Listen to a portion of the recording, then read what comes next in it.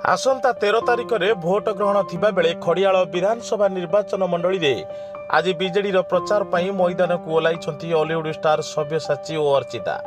नुआपड़ा जिला खड़ियाल ठारू एक खोला गाड़ी रे कलाहांडी सांसद प्रार्थी लंबोदर नियाल और खड़ियाल विधायक प्रार्थी अधिराज पाणिग्राही दुहे खड़ियाल निर्वाचन मंडली खड़ियाल बोडेन और सिनापाली सहर समेत प्राय 50 खंड गाँ शोभा यात्रा करथिले। एक विराट बाइक रैली बुलुला। उभय स्टार दंपति राज्य सरकार विभिन्न उन्नयन योजना को दृष्टि रखी राज्यर विकास धारक को आगे नेबाकू पुणी थे बीजेडी सरकार को भोट देवाकू अपील करथिले। उभय को देखा लोकों भितर प्रबल उत्साह देखा मिलता।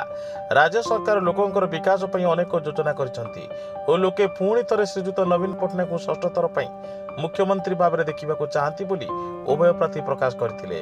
स्टार प्रचार द्वारा बीजेडी भोट प्रतिशत वृद्धि पाइबा से बहुत भोट व्यवधान में विजयी हेबे बोली आशा पोषण करथिले। शोभा यात्रा रे बीजेडी पर्यवेक्षक उद्धव बेहरा, अन्नवेश त्रिवेदी, आयुष प्रमुख सामिल होइतिले।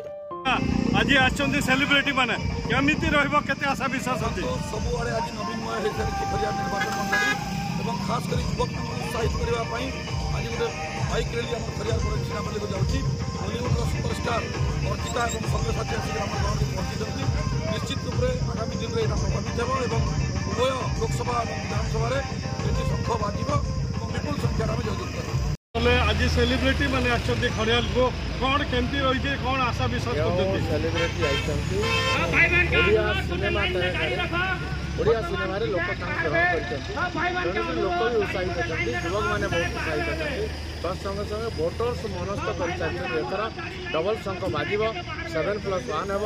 अविभक्त कलाहांडी जिले में खड़ियाल रे अधिराज भाई बहुत भोट जीतबे और लोकसभा बहुत भोट जीतबी। लोकंकर आशा जहाँ अच्छी ये अंचल पर जहाँ विकास है सड़क बिजली पानी ठू आरंभ कर विजु स्वास्थ्य कल्याण योजना ठू आरंभ कर लोकों पाखे पहुँची लोक बहुत आनंदित बहुत खुशी। 13 तारिख दिन आप देखिए हजार हजार लोक सामिल हो विजु जनता दल पे भोट देवे, डबल संख्या भोट देवे। स्थानीय समस्या मान जो मतदाता मान पाख आप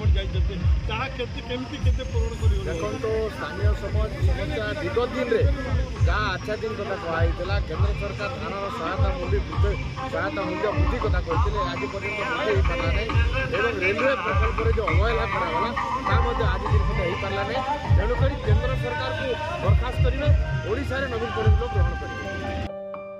नुआपड़ा जिलूर मुख्य प्रतिनिधि ओम प्रकाश चौधरी को रिपोर्ट साई सत्य न्यूज।